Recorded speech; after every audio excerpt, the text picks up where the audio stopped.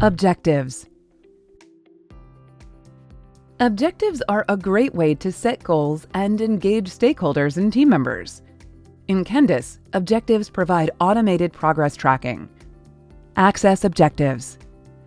To access objectives, select More from your program board and then select Objectives. Create a group. Now we will create a group. An objective group is which objectives are tied to. You can create a team group or a custom group.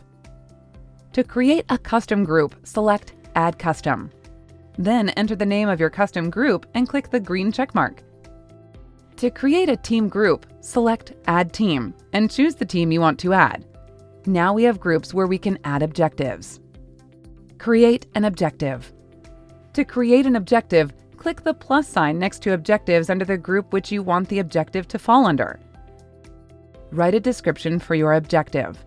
Enter the business value plan, in our case 8, and business value actual, for this case 5. To save the objective, click the green checkmark. Link items to objectives. To link the items related to the objective, select the 3 dots at the end of your objective and choose Link Item. Now choose the features or user stories you want to link to the objective and save. View % complete. You will see the percentage complete at the top of the objective group. Reorder objectives within groups. To reorder objectives within the group, click and hold on the dots to the left of the objective you want to reorder and drag the objective up or down. Edit objectives. If you need to edit an objective, click on the 3 dots at the end of the objective line and select View Details. In the Details section, you can update status, add start and end dates, and make any other updates needed.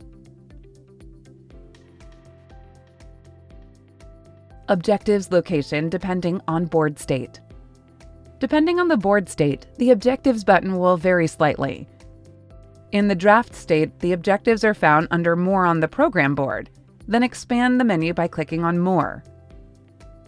In the planning and tracking states, the objectives are found under the More menu on the program board, but are visible at the top of the menu.